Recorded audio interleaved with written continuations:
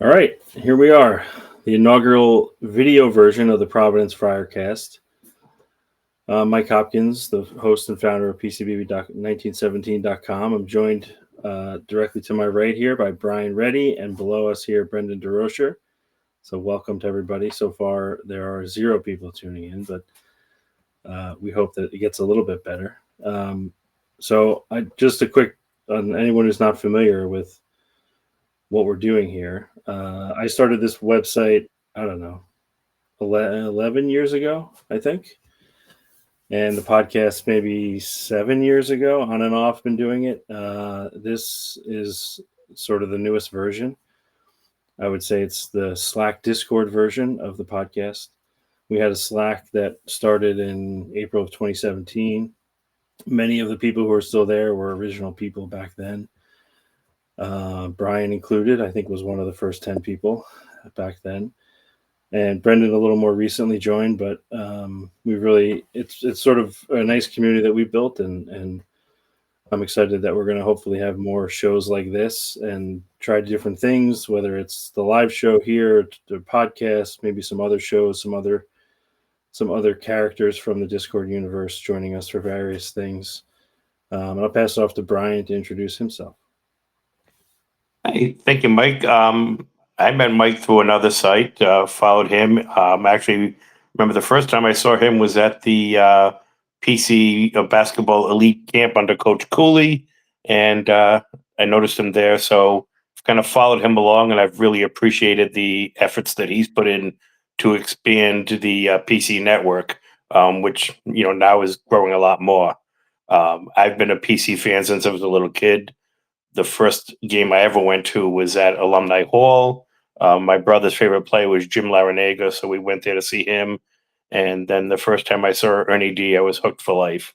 I watched nothing but college basketball in the winter. I don't watch the NFL. I don't watch the NBA.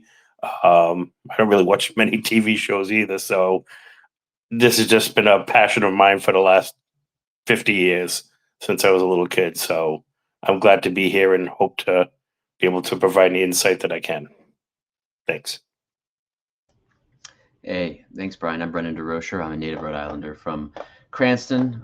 You might know me on Twitter.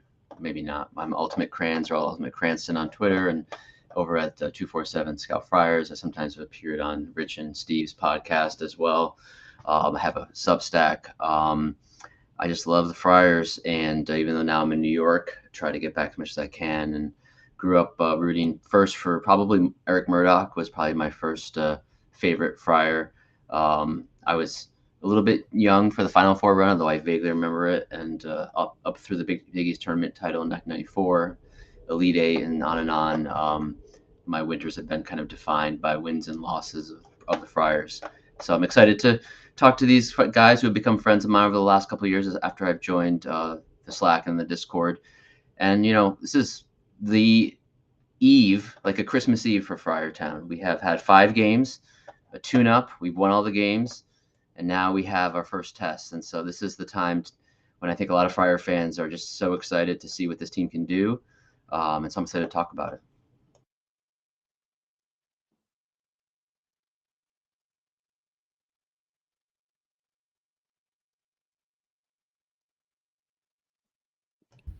Oh, there we go. I was on mute. I was just saying that 5-0 start to the season. Things on paper look pretty good in general, but a lot of question marks so far. Definitely some integration of the new folks, and everyone's very anxious to see when and if Bryce Hopkins is going to be playing in Atlantis, and we'll talk about that in a little while. But it's going to be an interesting few days over the next week and Thanksgiving holiday. This is by far the best competition Providence has faced, and the way the Big East is looking lately, this could be some of the best competition they face all year if the teams continue to flounder like they have recently, with UConn and Creighton thought to be in the top 3 in the league, sort of taking a bit of a dive of late, and Villanova being maybe the new DePaul. We don't know. We're not sure. DePaul is maybe the new Xavier. It's all very confusing right now in the Big East, but I think Providence in general has they're in a good position. They didn't lose like some of the other teams have in some of their bye games, and they took care of business in the end. And now on poised to get hopefully Bryce Hopkins back and take another step forward as a unit and figure out the next iteration of how this team is going to play and where the pieces fit with Bryce back in the fold. I think is going to be hopefully something that we all get to see over the next few days. We can talk about minutes restrictions, which Kim said there will be whenever he does come back. But I think to start off, I think it's appropriate to start off the first segment here of the Providence Friarcast with a segment that we're titling "Analytics Are Bullshit."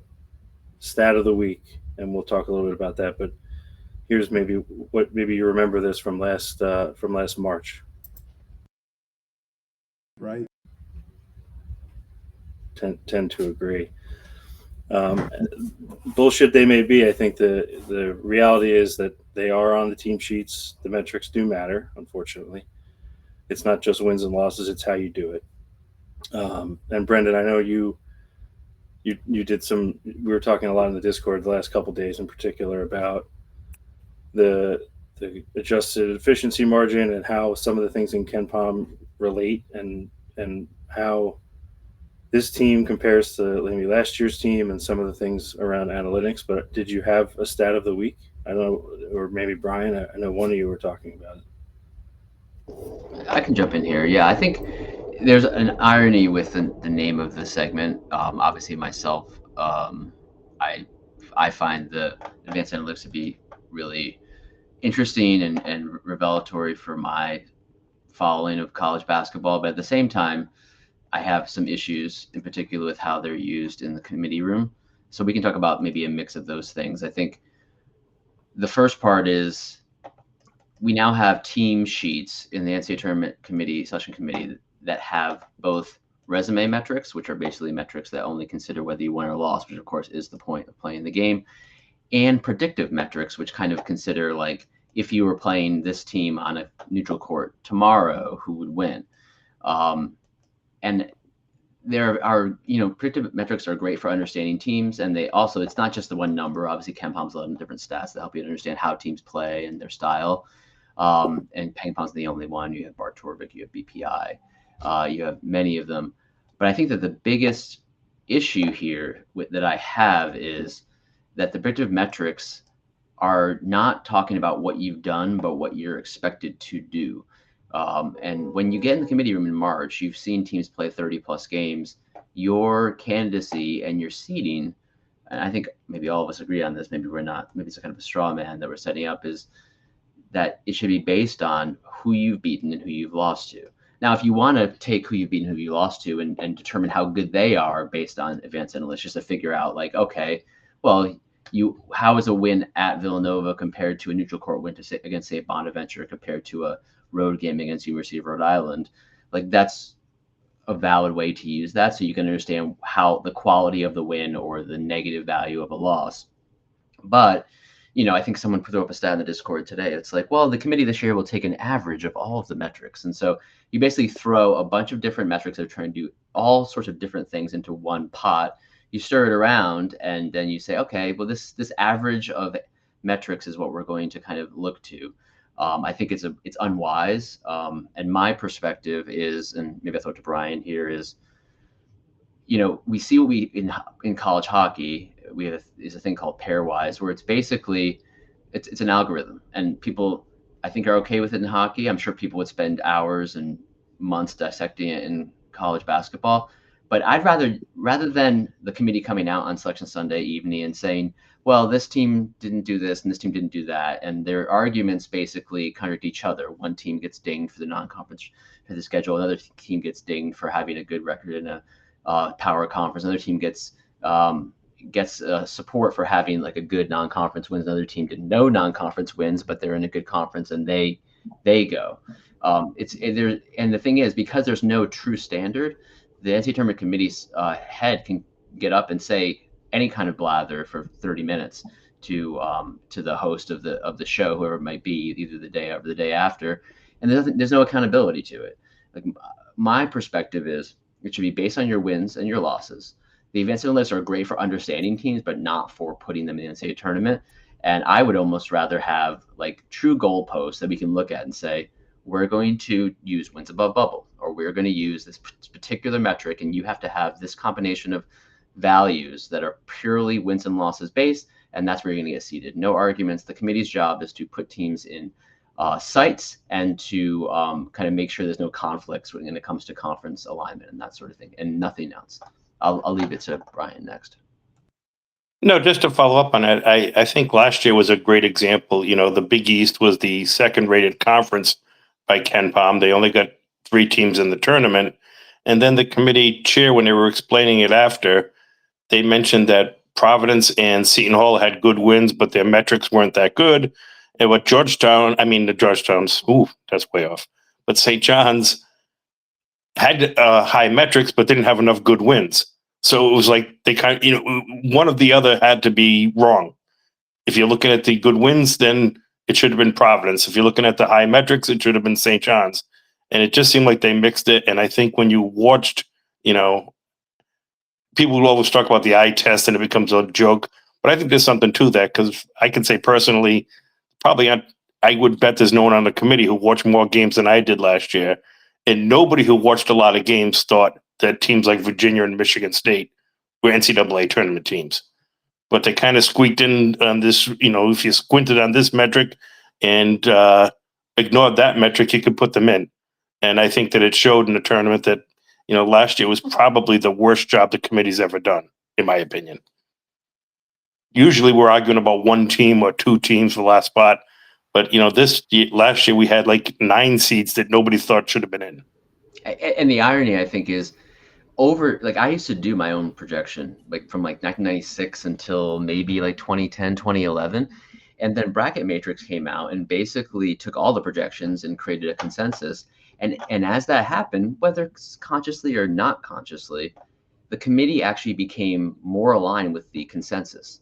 And so I actually found it not that useful for me to do my own bracket, because it seemed like almost this kind of consensus bracket was getting closer and closer aligned to the main bracket, both because the consensus was understanding how the committee worked, but the committee was also maybe looking over their shoulders at what the consensus thought and didn't want to get way out of line with it.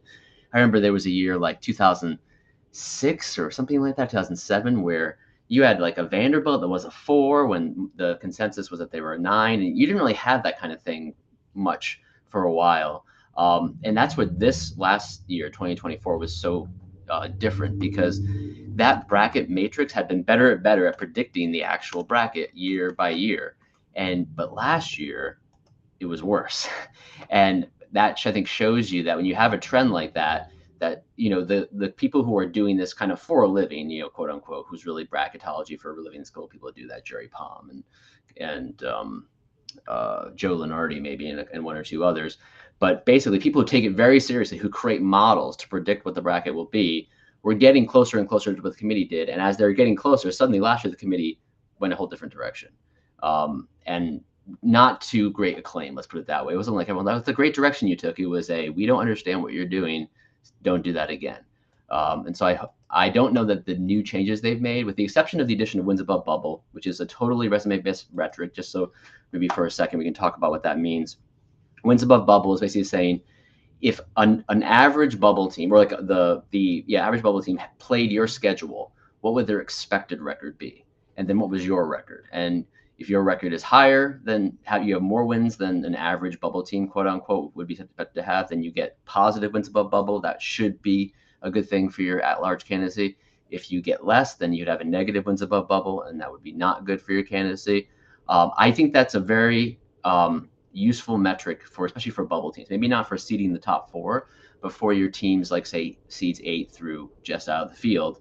I do hope that holds sway for at-large teams. I think throwing it in a pot with KPI and with BPI and with Sagarin, like, that's when I have a problem with it. And so I think that they're like taking 1 step forward and maybe 2 steps back here.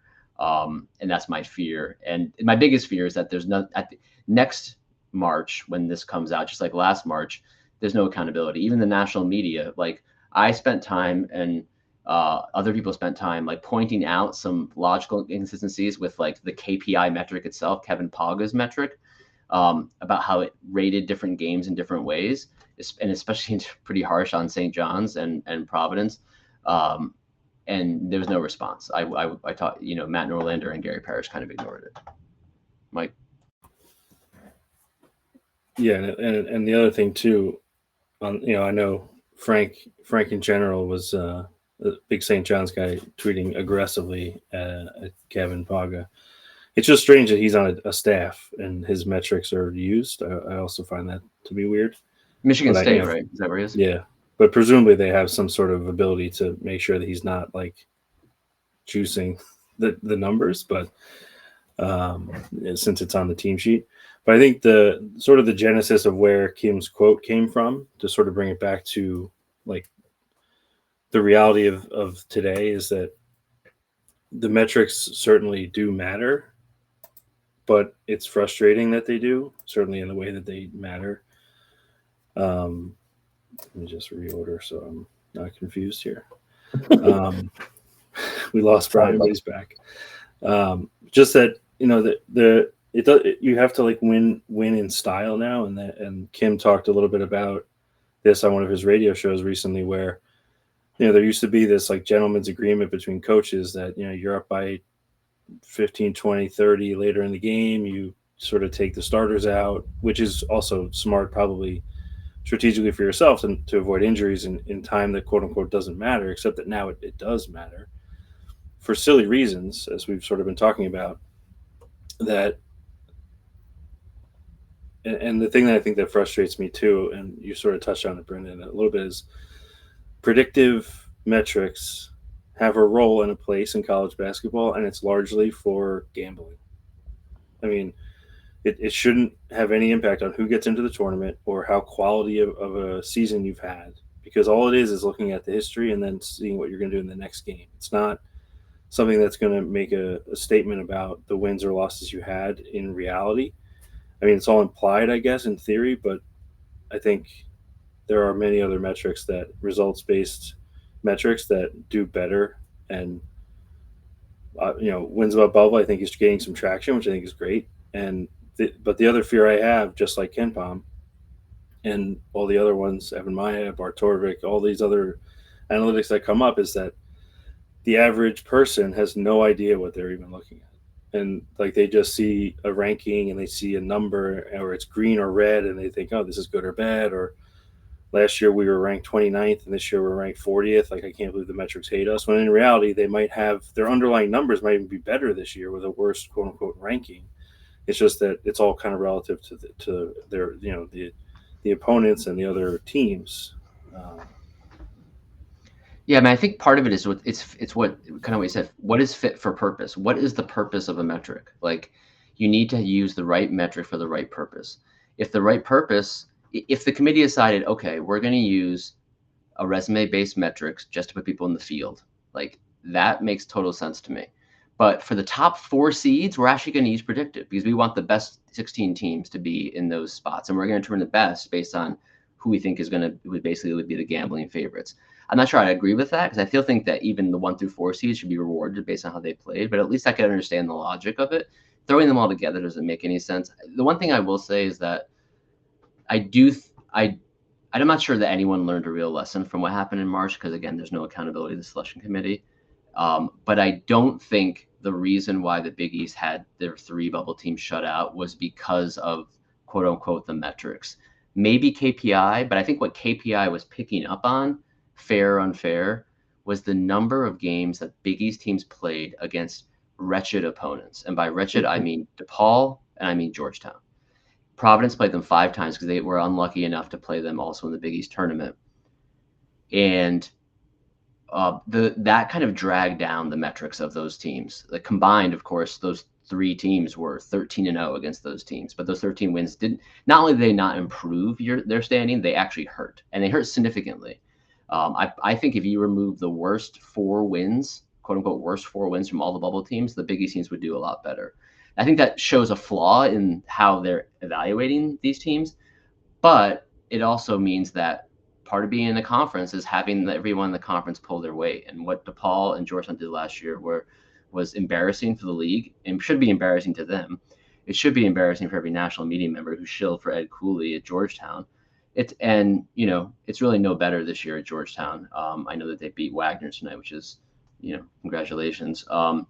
But obviously DePaul has turned it around a bit. But I think that's a big part of it. Like, the main reason is all our metrics were pulled down by those games. If Georgetown and DePaul are like even 125th instead of like whatever they were, 190th and 300 something, then I do think at least one or two, or maybe all three of those Big East teams get in, along with the fact that all the bubble kind of burst for everyone towards the end of that championship week through no fault of the bubble teams.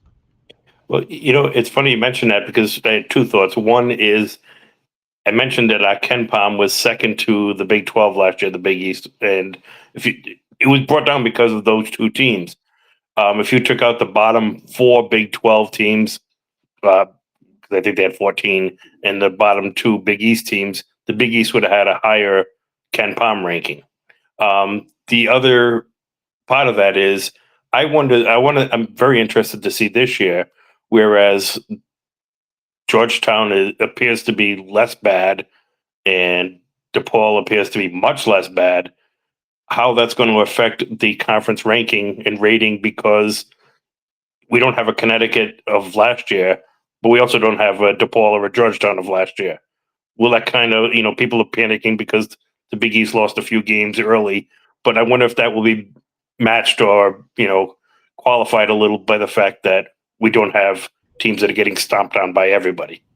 I think it's better for bubble teams.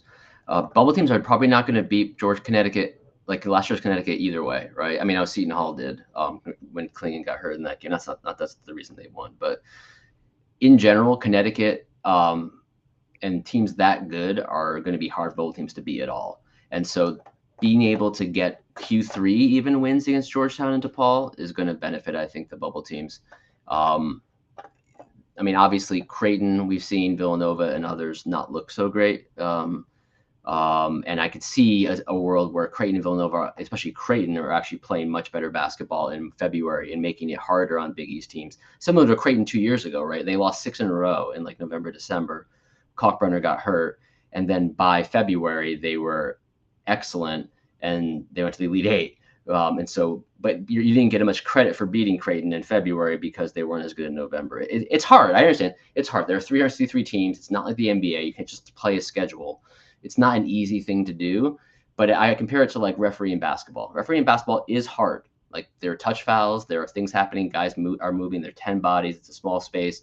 The feet are moving all over the place. It's hard, but it's not that hard. And I think that's what the committee does. They have a hard job, but they make a hard job seem even harder than it actually is. Yeah, and I do think it's possible that Marquette could play their way into being this year's Connecticut, although, I mean, historically, maybe not, but in terms of the relative, in terms of the league and how the national, which, interesting, we were talking about this, I think somebody said in the Discord earlier that this is, and I don't want to even say who it was, guys, because we shouldn't be giving this person a platform, frankly, the fact that he's even in there. But I think he said that it's maybe a good sign of the transfer portal era kind of finally shaking out. The COVID guys are all gone now. It's a little more even on the portal side, and UConn losing a bunch of guys who they brought back from the first national championship team, and just a totally different vibe with the portalers being asked to do a lot versus Marquette, who kept basically everybody and only lost guys to NBA and graduation. Important guys, no doubt, but you're seeing sort of guys who stick it out and develop, starting to see the fruits of the labor, which even with UConn, I know, Brian, you were talking about Solo Ball before, like that's a guy who, like, it's kind of mind-boggling that a player of his caliber sat for basically a year and a half, 2 years. He barely played, and now you're seeing the fruits of the labor of sticking it out and playing, and that's not going to be the reality because the portal just makes it too easy in the NIL, but it'd be interesting to see how some of these teams have success. And even the first game of the year for Providence with Central Connecticut State, they brought back everybody pretty much, and you could kind of tell they just looked much more comfortable. and Providence, a lot of new guys, a lot of guys hadn't been practicing for the weeks leading up to the first game. It just was kind of a mess, a lot of turnovers and sloppy, and Central Connecticut State really looked a little bit more together and polished, and a team that clearly has been playing together. Another team that's like that is the team that beat Villanova early, Columbia, which I believe they have the longest unbeaten streak in the country right now. And it's because their team has been together pretty much for 3 years now. Most of the core of their roster. We played them the first game last year, and we struggled a little for the same reason. They were together, and now this year they've just gotten better as well as being together. Yeah, I literally can see Marineside Heights where Columbia is from one of my windows, at least in my apartment. It's crazy that Columbia has the longest winning streak in the country. And it's solo. It's not even like a tie. The 8 straight wins for Columbia. Their next game is not for another week and a half, so they're going to have that for a while. Wisconsin has 7, by the way, in case you're wondering. There's a bunch of teams with 6, including Xavier and Marquette and DePaul all have. Imagine a list with DePaul and Columbia for the longest winning streaks in the country. I don't think we would have been there. Well, I mean, DePaul schedule is pretty weak, but even a normal DePaul team would probably be 4-2 against these 6 opponents. Yeah. Well, I think the analytics are bullshit segment was a good one to start. And I think these are things just so if anyone who's watching is not in the Discord, these are conversations that we have constantly. And I find very interesting. I think a lot of people in the Discord do in particular, because it is sort of the other side of the game, that the game within the game now a little bit too, even more than coaches want. But in terms of the eye test stuff, and if you're into that, there's I'm trying to put up a graphic now, but my computer's freezing. There was a Kim English tweet from April of 2023 out of the clouds. I think it just came out of nowhere. He hasn't even addressed it since. I don't think anyone's asked him about this. He just tweeted the one word Kaizen, which I happen to be familiar with in the corporate world. It's a nice corporate jargony thing. I think you can be certified in it and make a career out of it, for all I know. But it basically means continuous improvement. And I know that there's been a lot of ups and downs in terms of the players on this team, and some mix of guys who were here last year and others who were not, and a little bit of continuous improvement needed even further. But I know, Brian, you in particular, as the founding member with Corey's uncle of the Corey Floyd family #1 fan club, I think you should take the floor and start with why you think that Corey Floyd has shown continuous improvement and what he's been able to do so far this season.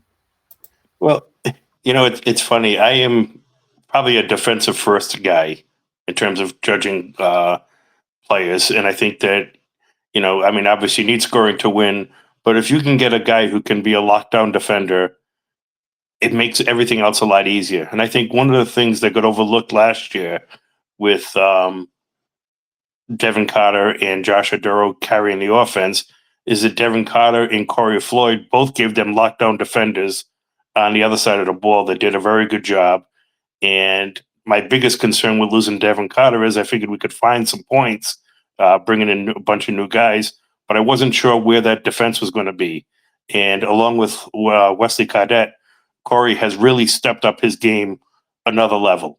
It's remarkable to me that, he was a player that a lot of people were questioning. Should he return?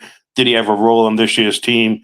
And he's been one of, if not the most valuable player on the team this year because of the way he's played defense. I made the comment that it was I think it was the Hampton game. I forget which one, but he played 31 minutes, and the players he gotten scored a grand total of 0 points.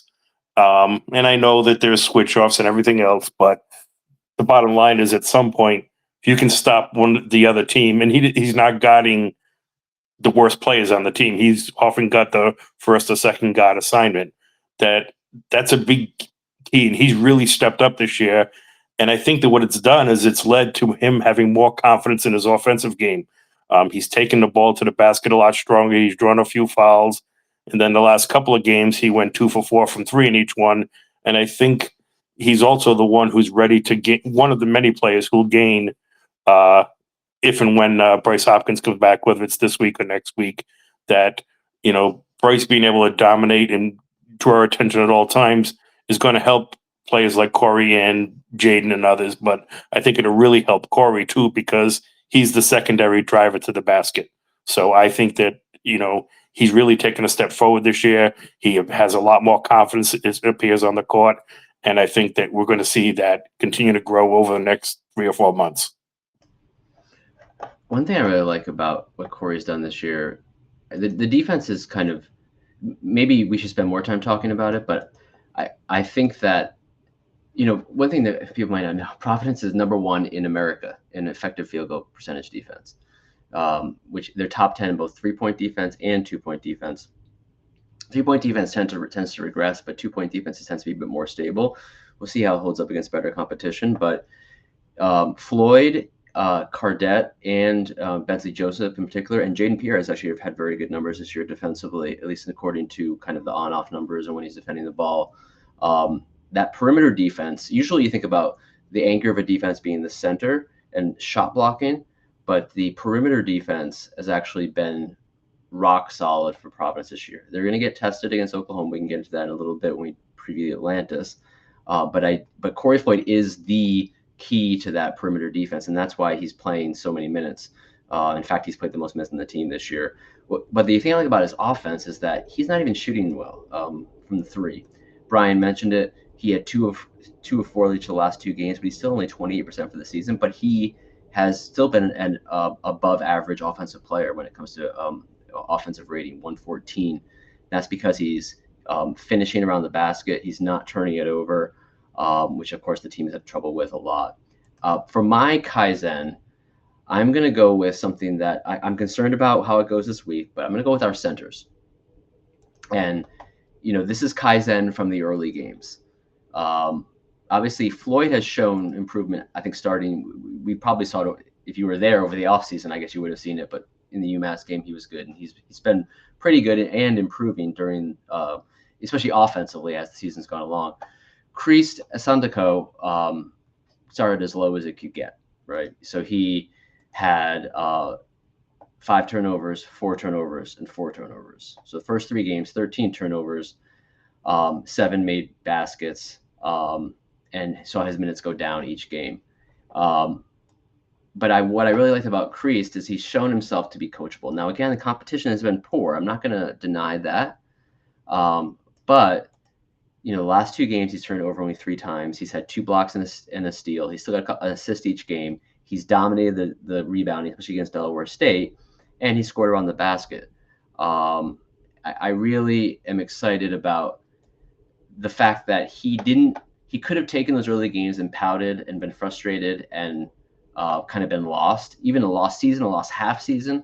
But immediately after the Hampton game, he showed progress against Green Bay and even more progress against Delaware State. And then Oswin, obviously a very highly touted. We knew, from an offensive perspective, he wasn't going to have a varied offensive game when it came to shooting. But we thought his defense would be there, and we've seen it be there. There's like 2 aspects to it, right? He only has 2 block shots this season, but around when players are trying to shoot over him, that's not happening. Again, this weekend will be a really good test for him against better competition. And then offensively, obviously his free throw, he's only made 3 of 10 free throws, needs to improve because he's getting to the line significantly. But he's made all but 1 of his shots from the field this year, 13 of 14. And what we saw against Delaware State again was 13 points, 6 rebounds, 1 block, no turnovers. And I know that the center spot has been a weak point for the Friars this season, especially coming off those close games against Hampton and Central Connecticut.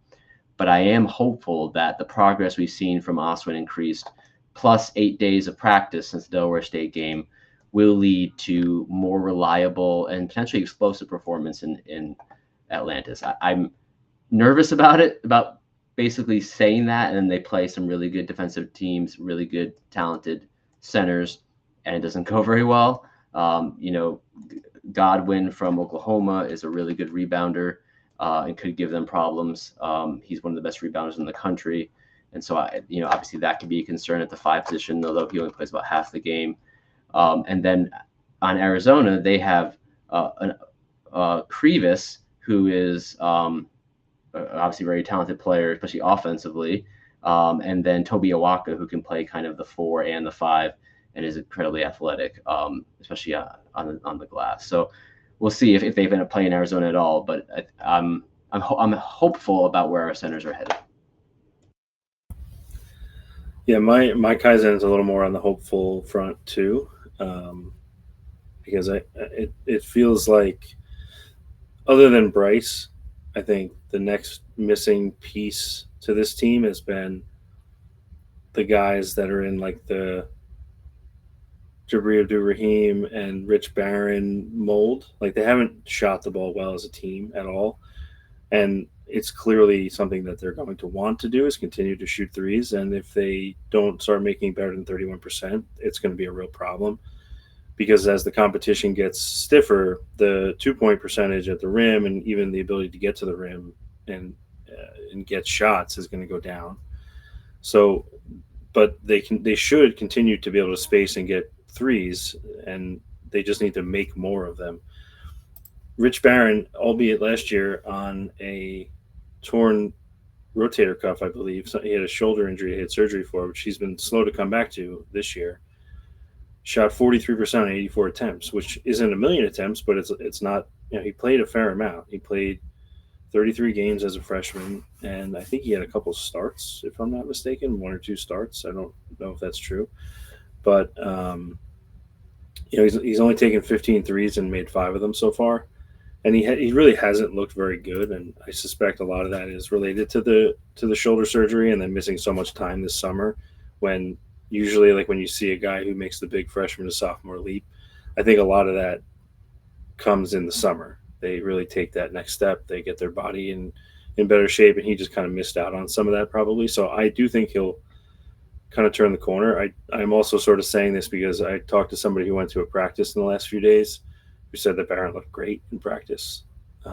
So a little more hopeful, but continuous improvement generally in the 3-point area, it has to happen if they're going to be successful. Their defense is going to continue to keep them in games, but if they really want to take a step forward and show out, especially in Atlantis when the competition is going to be really, really good potentially, like to the point of playing Gonzaga maybe in the final, which is one of the top 2 or 3 teams in the country this year, they're going to have to start making shots. So I'm going to say Rich Barron with a side of Jabri Abdur-Rahim, who has been a bit of an enigma and has a much larger body of work to back up the fact that if you look at the back of the baseball card, he should eventually kind of figure it out from a shooting perspective. It just seems like he hasn't really figured out how he fits and how he's going to be coached by Kim.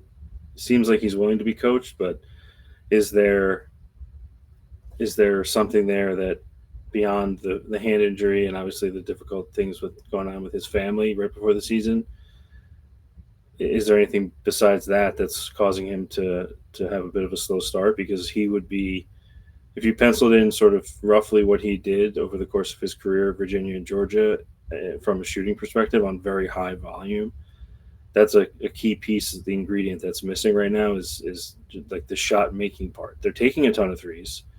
They continue to rank really, really high in taking a ton of threes. I think they're, what are they, 4th in the country in field goal 3-point field goal mix in terms of they're taking almost 55% of their shots from 3, but they're only making 31.5%, which is below the D1 average. So that is going to be something that has to change in order to actually win against good competition over the long run. If I can throw out another thing, it just, to the people who are listening, I'm a very positive person with the Friars. I don't see a reason to invest your time and energy into being a college basketball fan if you're going to be negative and complaining all the time. But one guy that I think, I've been probably harder on because I've always seen the potential is Jaden Pierre. Jaden always to me looks like he could take that next step, and he hasn't done it as much as I mean, as good as he's been, I always thought there was so much more there. And to be honest, it was more on the defensive side of the ball. But this year I noticed the first couple of games he was slow and getting taken apart a lot, which I attributed to his injury. Coming back from a leg or a groin injury isn't easy for a guard like that. But the last couple of games, I've finally seen the Jaden Pierre that I've always thought was there. He's taking charge, looking for shots on offense. He's driven to the basket with more authority. And, maybe it's because he's had Wesley Cadet and Corey Floyd taking the biggest guys on the other team. He's been better, much better defensively the last 2 games than anything I've seen from him in his 2+ years here.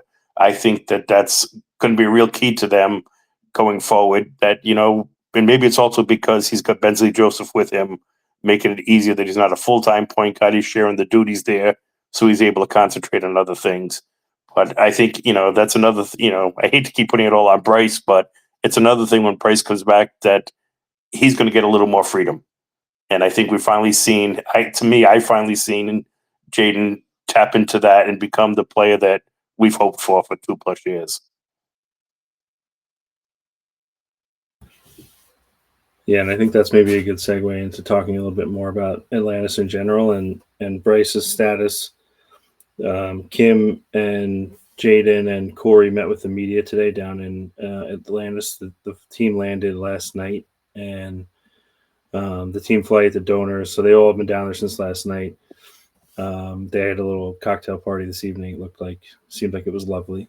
As you can tell, none of us are in the Bahamas. We're not partaking in the cocktails. I hope that they were maybe like leaving them to the adults. I mean, I guess they're adults, but and in the Bahamas, it might be 18. So it's true. I don't want to. I'm not gonna. There's a joke to be made here about the Creighton player, but I'm not going to do it. From last year, I refuse to do it.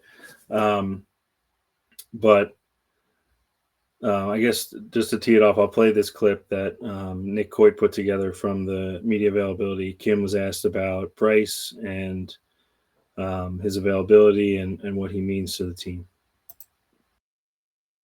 He worked out today, had a good workout. We'll see, what happens when he wakes up tomorrow. It's been a process, but, we're not rushing it. I had a comment the other day in practice that I thought he looked better than I remember.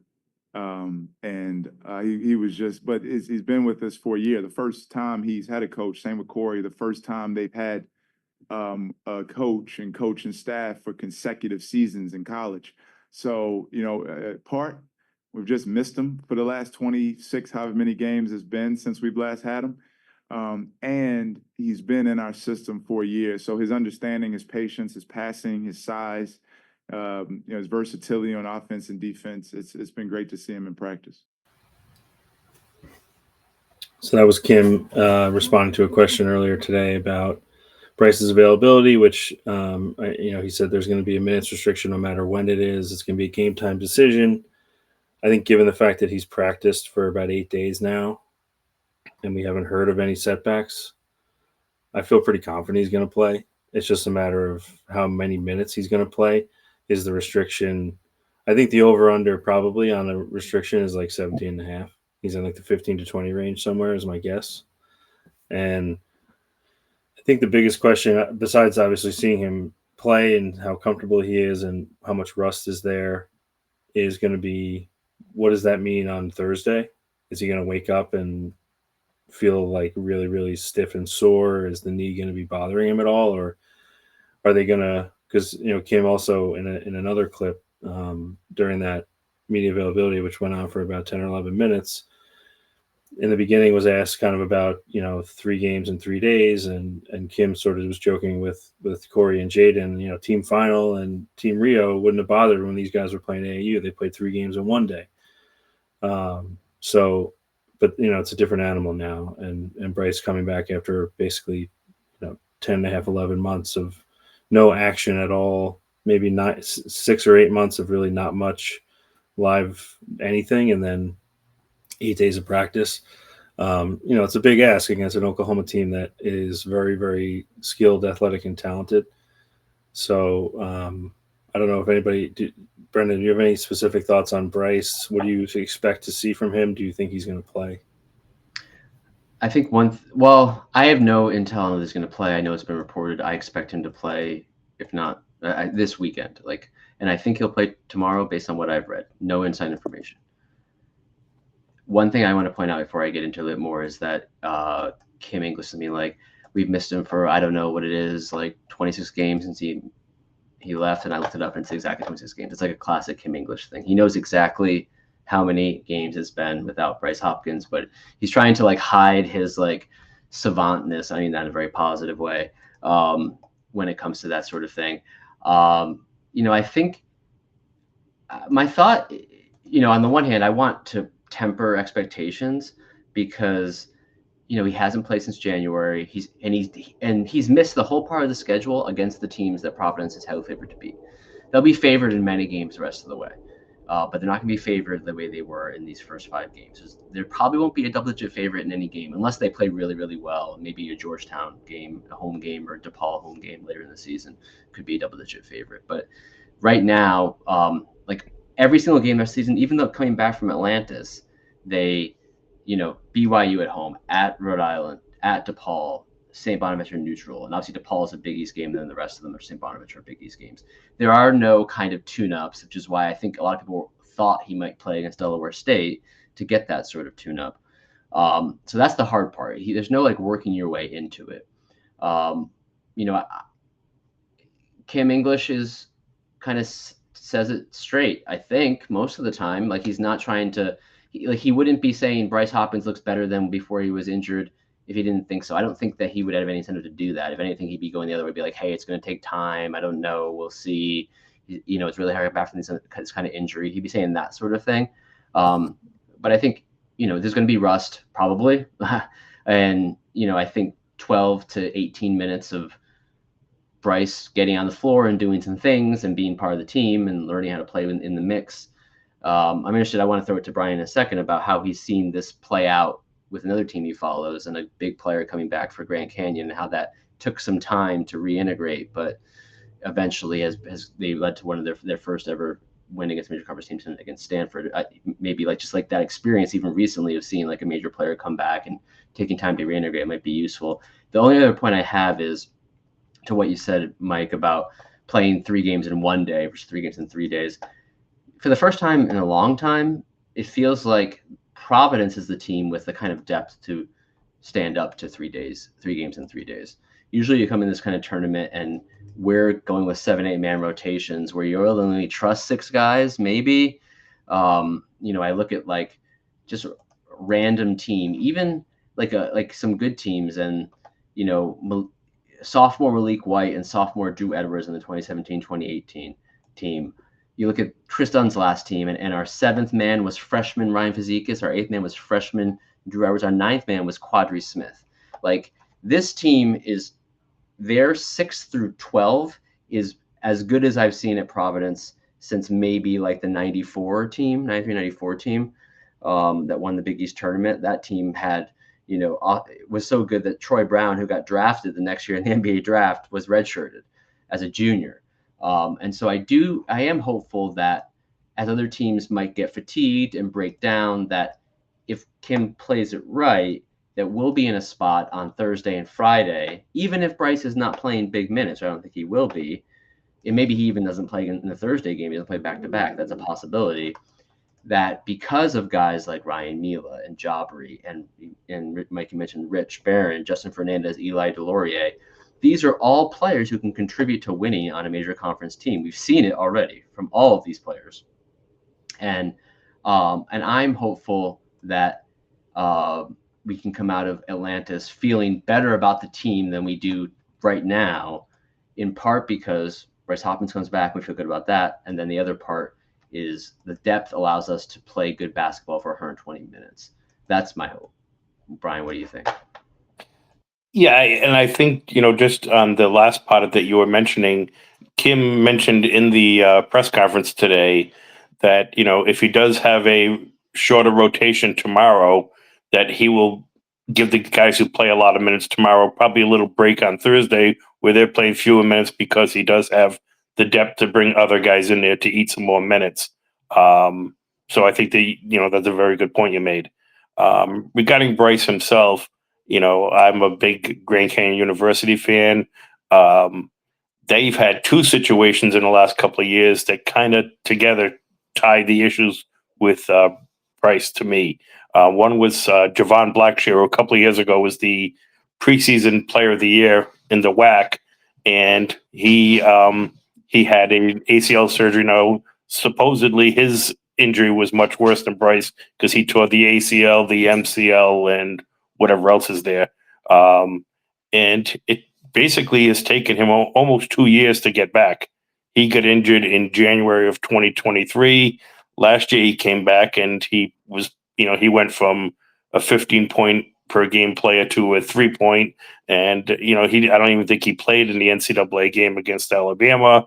And he basically had no place left for his last year in college, but he's recuperated fully. Now he's at California, where he's arguably the best player on their team this year. Sometimes it just takes more time than you realize. The other issue with Grand Canyon is Tyon Grant Foster had gone into the NBA draft, and then when he came back, because of the tryouts he had, and he had dropped out of classes, he got suspended for the first 2 games, and he wasn't even practicing full practices with the team while he was out. And he was by far the best player on the team, the best player in the WAC. And the first couple of games he's come back, you can see the real struggle with him trying to integrate himself, trying to fit in with what everyone else does. And it's been a struggle. They lost the first 2 games he played. Now they've won the last 2, but he is clearly in the process of coming back to what he was, and he's clearly not there yet. The one hopeful advantage I have is that Bryce isn't as ball dominant as those players. He can play off other things. He's going to get his own rebounds. He's going to make his own offense in a lot of ways. So, cautiously optimistic that his coming back won't be as difficult as it was for those players. But I kind of wish that he had got a couple of games under his belt already. Yeah, especially with how the schedule was very, very light to start. It would have been nice to get action in 1 or 2 of those games, especially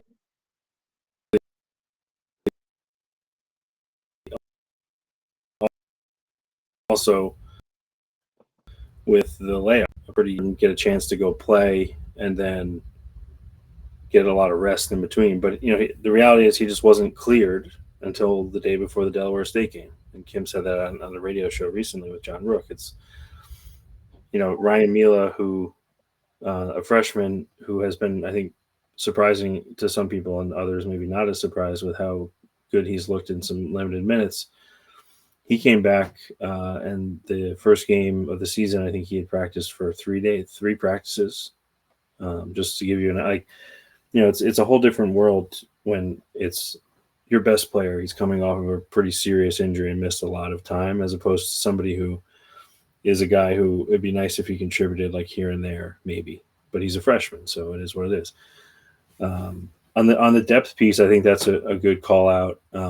Even just thinking back to last year in this exact same kind of ballroom tournament in the Bahamas, when Jaden's got an injury, Garway gets suspended for a game for throwing an elbow, and all of a sudden Corey Floyd's playing point guard, and there's just it's one thing to have players that you can plug in and can do things, but in a situation like that last year, it just so many guys get out of position, and it's just not. It's like in theory they were okay. They had guys that could kind of fill in, but true depth is much more the ability to plug in the exact positions and not just have to kind of shuffle guys around and hope that you can survive for a limited period of time. I mean, Wesley Cardette, has the potential to be a really, really good starter in the Big East. He may not be starting. There's a chance that. So they do have a lot of guys who have produced at different levels, and even at Providence, in the case of guys like Corey Floyd, who has been kind of mostly like the 6-man type guy, but could potentially be starting. We don't know. And then Jabri Abdur-Rahim, who produced for a number of years in the SEC. So they have like real depth guys who can really do it. They just have to actually show it in some cases. But yeah, I think and while Kim did say that, obviously I don't necessarily believe him. that he's going to just rest guys if they're playing Arizona on Thursday. And, if they beat Oklahoma and they're playing Arizona and they want to play Gonzaga in the final, he's not going to. I mean, I think he's going to lean more on the 3 games in one day AAU volume for some guys. Obviously, probably not Bryce. But even with the minutes restriction, Pierre had a minutes restriction to start the year, and it turned out they needed him a little bit more, unfortunately, in some of the early games, particularly Central Connecticut State. And they basically just asked him, how are you feeling? He said, okay, and they let him go a little further than the restriction was called for. In this case, it's maybe being monitored a little more closely by the doctors, but based on what's going on in this game, it's possible that the minutes restriction, especially if it's really low, like 12 minutes, becomes 15 or 17 if it's needed and Bryce is feeling good. So I tend to think that it's going to be slow going, and I think for him it's largely going to be a mental situation, getting comfortable, jumping, banging, getting rebounds, going down low. It's because that's his game. His game is physicality. His game is, Kim talks about this a lot, the pop and the noise when he's on the court. It's just different because that's the sort of player he is. He's a physical player. He's not going to be running around standing in the corner shooting threes. He's going to be in the mix. So what is his mental state when he takes that first? It's sort of the football analogy, like you don't feel good until you get hit first. There's maybe some of that. He's got to maybe go in, get a rebound, maybe go drive to the lane, get fouled, and get knocked down and get up to maybe feel better and comfortable. But I think that he should. I think that he's going to probably be a little slow to start, but I wouldn't be surprised if his game is the kind of game that could translate pretty easily in terms of, it's not going to be a matter of like if he's not hitting threes, he's not helpful. Like he does so many things, even on the defensive end, things that may not show up in the box score. So I think that I'm excited. I think he's going to play. I think he's going to actually do enough that we're going to be excited. I think looking onto Thursday, win or lose. Obviously, you'd like to not play Davidson. No shot to Davidson. Shout out to Bob McKillop, a Chaminade guy, although I think it's his son is now the coach. Yeah. So any other thoughts on Bryce or anything else we can move ahead to Oklahoma? Yeah, one thing I wanted to do, Matt McKillop is the coach of Davidson. They are 4-0, although one of their 4 wins is against a school called William Peace, which I assume is a school, not a person. They won by 41. They are a team like Providence hasn't really played many people. East Tennessee State was a team that they played that's pretty good, 6 at home. Davidson, just a side note, they have fallen off since Matt McKillop joined from Bob. You remember the last year that Bob McKillop coached the team, they went to the NCAA tournament and played Michigan State in the first round and lost by 1 and a kind of a devastating loss. And the years have been quite as good. So we'll see how that goes. If they end up playing Providence in the second round, hopefully that's not the case. But I do want to tee up just so people are oriented around the tournament. The Battle for Atlantis is one of the premier, feast week, early season, multi-team events, 8-team tournament in the Bahamas. It's sponsored by Bad Boy Mowers. For those of you who don't live in Manhattan like I do, might have a lawn. Maybe that is of interest to you. I'm not sure if Bad Boy is a good mower or a bad mower or a mediocre mower, but it is a mower that's sponsoring this event. 5 o'clock tomorrow, game 3, okay, is when Providence is playing Oklahoma. Set your calendars. Make sure you get your Thanksgiving, day for Thanksgiving driving in, your turkey purchase, everything done in advance. 5 p.m., Oklahoma. We played them last year. We lost by 21. It was ugly. It'll be different this year. The first game is Louisville, Indiana. The second game is West Virginia, Gonzaga. That's the other side of the bracket. The third game is Oklahoma, Providence. And the last game is Davidson, Arizona. Providence, in this tournament, basically, if Providence wins, they're going to kind of keep playing at that 5 o'clock time slot. They win on Wednesday. They play at 5 on Thursday. That's Thanksgiving. Do the dinner at 4. Make sure it's done by 5. Or that you have family and friends that are, kind of immune to your psychosis and will allow you to watch the game maybe during dinner at 5. If they keep winning, it would be 5:30 final on Friday. if you go the other direction, the games get kind of later. If you lose game one, it's 7:30 on Thursday. And you would play the loser of Davidson, Arizona. So that's kind of just setting up. It's all on ESPN, ESPN2. I wrote like 500 words of a preview for my Substack that's never going to be published. No time. But I have spent a lot of time thinking about it. Oklahoma, Kevin Farahar at Friar Basketball has done one rundown of where the Friars are at this time, and also a preview of Atlantis, and talked about some of their players. But one thing to note, Bryson Goodine is on Oklahoma, and he was a Friar for 2 years. I realized that there's no one in the Friars, ever maybe Luke Fonts, that played with Bryson Goodine, which is kind of crazy. Even and none of the coaches either coached him. It's just a bit wild that that's the case. But Oklahoma is really good in transition. That's one thing we got to be cognizant of. They have a lot of athletes. Jalen Moore is a 6'7" Georgia Tech transfer. It's his second year at Oklahoma. Very athletic, can really finish in transition. He's shot the ball well this year from 39%, but on low volume, relatively low volume, about 4 attempts a game. Jeremiah Fears has been their ball dominant guard so far. A lot of steals, a lot of turnovers, a lot of made baskets, gets to the foul line. Kind of has like early Marcus Smarty vibes in terms of like his statistical profile, at least. He was recruited by the Friars, Providence in the Final Five, but he did not end up choosing Providence. Sam Godwin is their center, but kind of a part-time center with Muhammad Waggy. Godwin is the really good rebounder. Waggy's more of the good shot blocker. You could imagine like Oklahoma's full of guys who are super athletic. That Godwin's not one of them, but Waggy is one of those on the bench. Glenn Taylor's a familiar name from Oregon State and then St. John's last year. You might recognize Kobe Elvis is one of the Dayton Kobe's. The other Kobe, Brea, went to Kentucky. So you may recognize that name from a good Dayton team last year. He's the point guard. Oklahoma has not played anyone, just like Providence. Their best opponent was Northwestern State. They beat by 16. That was also their closest game. In that game, I watched some of that game. It was like fairly close, fairly late. It was actually 40-38. It was actually 41-40. So it was 40-32 Northwestern State in the second half before Oklahoma went on a run. So we don't know. I don't know. Porter Moser's built a new team. I'm not sure if they're good or not. They might be good. Brian, you are kind of like tangentially connected to Oklahoma. What are your thoughts on the Sooners? I think it's a game we can clearly win. To me, Jeremiah Fears has been their best player. He makes a few mistakes, but he's one of those guys you can't keep your eyes off him when he's on the court.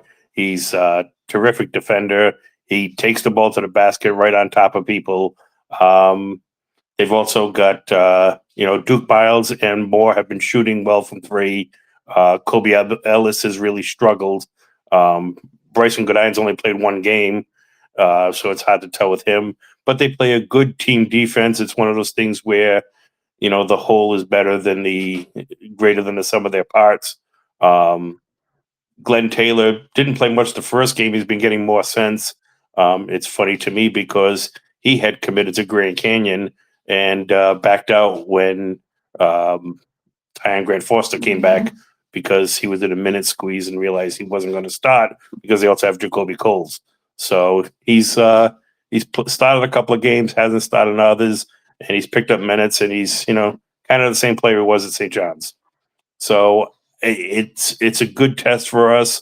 But I feel confident that this is clearly a game we can win. I think we match up good with them with our defense on their guard. So we'll see. The one thing to know on Goodine, I probably pronounced his name 4 different ways already. So sorry to Bryson and his family if you're listening. He has missed the last few games due to injury. He played in the first game of the season. He has an ankle injury. He's a game time decision. So we might not see Bryson, who's from New Bedford, in his 6th year of college basketball after starting his career at Syracuse and then going to Providence for 2 years, Fairfield for 2 years, and now Oklahoma.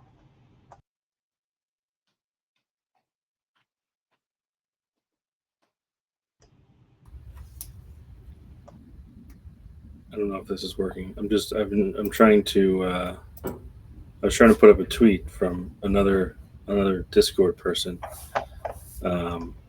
Chris, who ran his own simulation because that's just who he is. And he did. I would say, depending on the fact that it's a small sample size to begin with, I think he did a little bit of selection bias by removing effectively the Central Connecticut State game for Providence. Oklahoma only has 4 games against Division I teams, I believe. So the data may be skewed a little, but his prediction was that Providence would win, and he basically thought that it was a lot closer of a situation. Let's see if I can show you. So he did 10,000 simulations using adjusted efficiency from the last 250 possessions, which 4 games ish. Providence is probably, I think, right in the mid to upper 60s, averaging in terms of possessions. Although they've had a game of 60 possessions, so his average score was 70-67 in favor of Providence. So he had the Friars a 2.5 point favorite with an over/under of 137.5. That is not what Las Vegas currently thinks, nor KenPom, which largely is what Las Vegas opening numbers are based on. So I think from that perspective, will be really interesting. I think both teams have issues. Both teams haven't really played anyone, and I think Porter Moser is in a spot there where Brian, is this his 4th year? 4th year, and yes, he's pretty much in a spot where he does need to get to the NCAAs, or they could be looking elsewhere. Yeah. So, and I know he flirted a little bit. There was some talk last year when DePaul opened. He's a sort of a Chicago guy, that maybe that would be a landing spot, which obviously didn't happen, and Chris Holtman took that. But so just from a little bit of dichotomy in the coaching side, where this is Kim's first high major job, sort of Porter Moser's first high major job. He had a lot of success, obviously, at Loyola Chicago, but that's not a high major job. So sort of differences in terms of the way that the coaching pressures might play into this too. And Oklahoma, I think, spent a lot of money in the portal. Bryson Godine's getting, who knows if any of this is true, but the rumored numbers are insane, especially considering the production over the course of his this is his 6th year of college basketball. So I think, but yeah, I mean, in terms of on the court, the matchups, I think it's going to be really interesting because there are a lot of concerns Providence has had in terms of turnovers, and that's an area that Oklahoma has been good with. But again, they haven't played anybody really, so it's hard to know. Neither has Providence, so it's in that regard it's relative. Except that I think that Providence's turnovers have largely been the result of their own sloppiness. Like that, they weren't really being pressured into a lot of these turnovers. It was, in some cases, unforced errors, just horrible passes, dribbling off their foot sort of stuff. So how much of that really translates when, Oklahoma, who does have a little bit more ability to pressure and has the size to match Providence much more than the first 5 teams did. You looked at a team like Green Bay, there was, I think, 6 turnovers in that game for Providence. Green Bay is one of the worst defensive teams in college basketball and probably will be for the rest of the season. But on the flip side, Anthony Roy is a very good offensive player for Green Bay, and Providence, aside from a few contested makes of the first half, shut him down. So on the defensive side of the ball, Providence figures to have an advantage there. Even though Oklahoma is not a bad defensive team, I just think that's probably going to be an area that Providence will have a bit of an advantage. So if they can figure out the turnover situation and not turn the ball over, and the other thing that has been a bit of a focus for Kim this season, as opposed to other seasons, is offensive rebounds. Oklahoma has been very good at keeping teams from getting offensive rebounds, and that would be, if Providence could figure out a way to limit turnovers and get some offensive rebounds, that could be sort of those extra possessions they need if they're not shooting the ball great, to be able to kind of win the game without being as efficient as maybe they might want to be, given Bryce is going to be integrated back. Maybe even if he does play or doesn't play, it's, there's some up in the air in terms of what the rotation is, even if he's not back. So I think there's a lot there are areas, there's a path. That's basically it. There's a path to win, and it's a simple path. It's a simple game, as Kim always says. They have to just make threes and take care of the basketball. It's really the simple thing. But even if they don't do either one of those, great. They can help themselves a lot by just limiting turnovers and getting offensive rebounds, because that'll lead to more high quality shots. And I think we've seen that the last couple of games. They had a ton of turnovers the first game. It's part of that. Jalen had a few. Chris had a ton. West Cadet had 3 in the first half against Central Connecticut. And I think he's had 2 in the last 3.5 games since then. So I think that they are making progress. They've had 5 and 9 the last 2 games.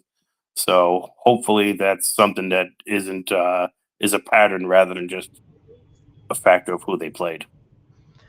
Yeah, I mean, I think as a Friar fan, I feel like I'm a little bit snake bit by these early tournaments. It feels like we're playing in a ballroom, we're playing in some gym where there's not that many people, and it's so sloppy. And I feel like Providence is kind of they fall into this sloppy style like year after year in these early season tournaments. And so this team is prone to sloppiness already, although they have cleaned up it recently. So that's the one concern. One thing I will note is that maybe in part because of Goodin's injury, and they've another injured player who hasn't played actually yet this season, who's I think not going to play during this tournament. But Oklahoma is not a very deep team. Like even in a 4-game stretch where no game was closer, at least in the final margin, than 16 points, they are 283rd in the country in bench minutes.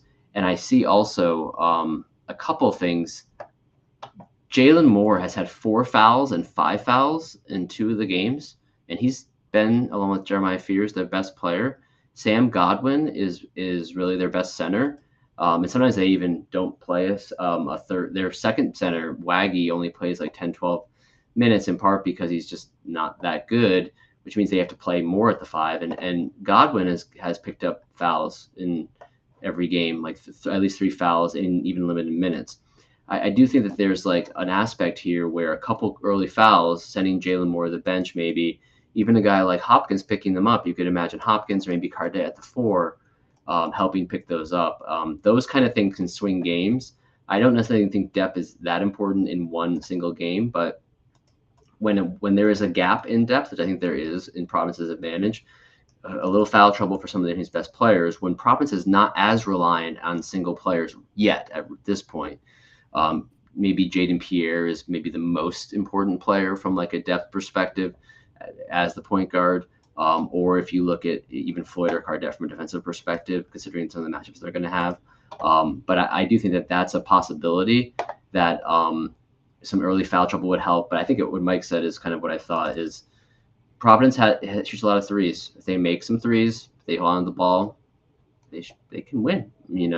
I'm not personally feeling great about it. Just maybe it's my like kind of Providence fan syndrome over 35 plus years of following the team and more than 40 years here on Earth. But it's not. It's a narrow margin, which makes it so tense because it's like this game is there. It's there for the winning. It's there for the losing too.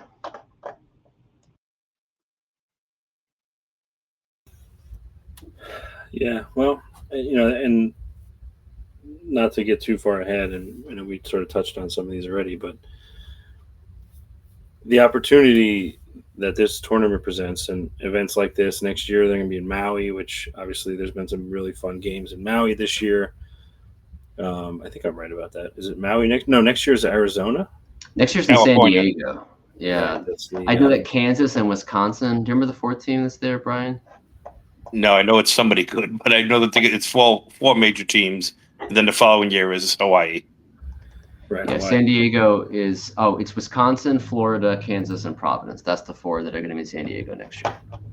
Yeah. So I mean, events like this present these opportunities, and especially in a year in which the league potentially may be, top to bottom a little down, maybe not quite as far in the dumps in the bottom of the league as last year, like we talked about in the beginning. But if there's not right now, I think there are like 3 or 4 points in their net rating, effectively the league's net rating, worse than last year. So if that's going to be the situation where, because the thought, maybe going back to the first segment around the analytics, Kim's sort of, in the heat of the moment after making that comment to Kevin McNamara's question, basically was like, yeah, well, I guess, we just got to schedule these horrible teams and win by 40. And it's like, well, yeah, I mean, they tried to do that and they didn't win by 40, which is a bit of a problem.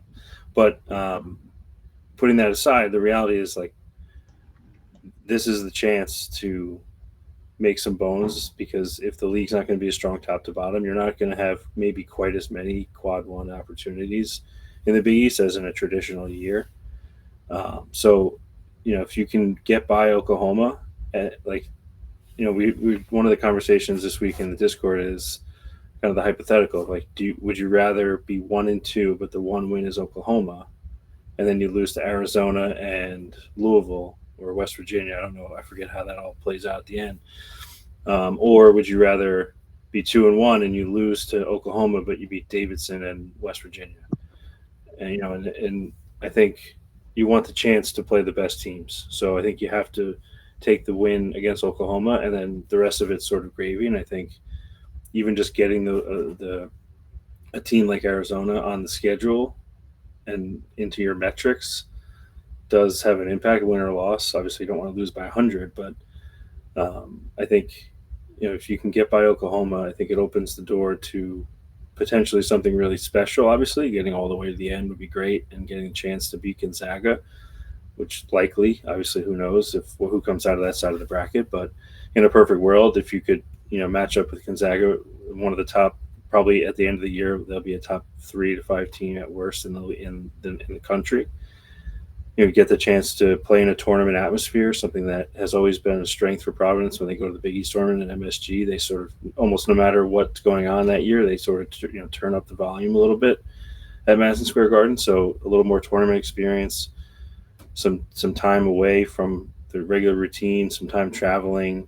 Hopefully all these things are positives, but you want to be able to play the best teams. And it's a balancing act of scheduling easy opponents to sort of get your feet under you and hopefully help the metrics by not winning close or, God forbid, losing, but also getting the chance to play against some of these elite teams, which has not always been the case. Like, we're going to talk about a tournament from several years ago with another player in a little bit that, you think of the field and the quality of the field and the opponents, it's just like night and day. So just taking a step back and realizing that this is the event this year. Battle for Atlantis. Providence has never played in this event. It's been, maybe not from day one, but probably the last 5 to 10 years, one of the top 3 or 5 MTEs in terms of field every year. Putting Maui sort of at the top, maybe in the all-time ranks from back in the 80s when it started. But, this is a different echelon of tournament and field that Providence finds themselves in. And you have to sort of perform to keep getting invited back.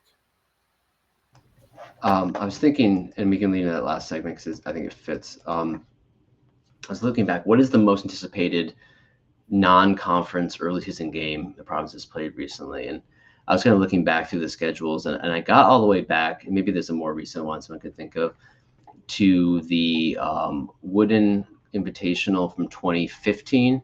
When Providence played Evansville, and then they played Arizona and won that game with Chris Dunn, and they played Michigan State in the final and lost.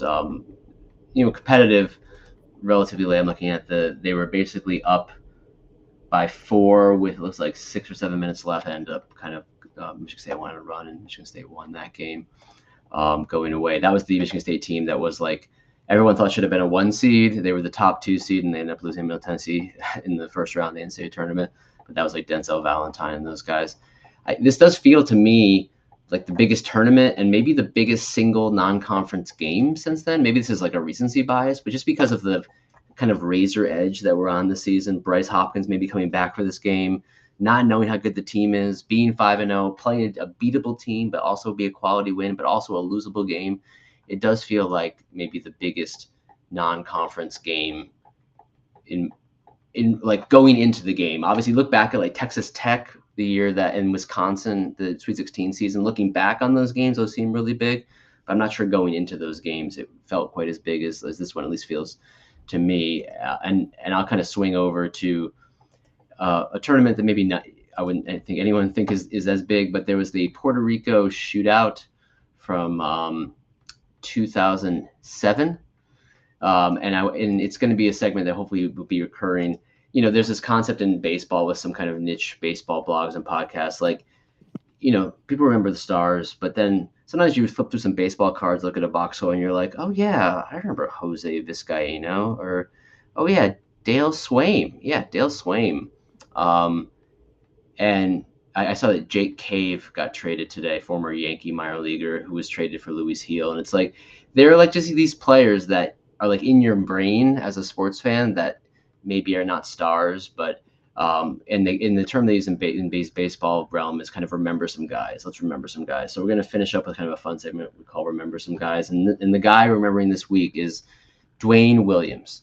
So I don't know if you remember Dwayne Williams, if you're listening, but I remember him as a very small, very thin, very willing shooter that we somehow paired in a backcourt, at least in 2006, 2007 at times, with Sherrod Curry, and like the most slight backcourt maybe in Big East history. He, to his credit, was an excellent shooter, 40% on 292 attempts on three in his career. But I bring him up because the thing I remember most about him was the Puerto Rico shootout from 2007, where it was the weekend before Thanksgiving. It was one of those Thursday, Friday, Sunday tournaments. They beat Temple in like an ugly game. They won by 2. This is Tim Welsh's last season. This is like the make or break Tim Welsh season that broke, obviously. And then they played Arkansas, a good Arkansas team that had like Patrick Beverly. And they won, and they blew them out, and they won by 16. And in that game, Dwayne Williams was 1 for 8, and he was not good. And then in the final, they played a Miami team that, was kind of like a fine, solid Frank Haith Miami team that lost in the second round of the NCAA tournament. And Providence, the halftime score was 22-18. And of those 22 first half points, I remember almost all of them coming from Dwayne Williams. Like, we couldn't shoot. We couldn't hold on to the ball. But he would stop from like 30 feet out and hit a 3. And suddenly we'd be up by 2 again because Miami was playing terribly. And then we ended up losing because the second half we couldn't score still, and we definitely couldn't defend. But I remember in that game, Dwayne Williams shooting these 3s. Soon after that, he was done with Providence College. He ended up transferring to Hawaii. And I don't know, he's just a guy that was a very strange player that had like a random career at Providence on some bad teams. But to me, it was memorable just because he was so skinny and small, and then he would just shoot from 30 feet. You guys remember anything about Dwayne Williams? I remember that same year. As you said, it was Tim Welch's last year.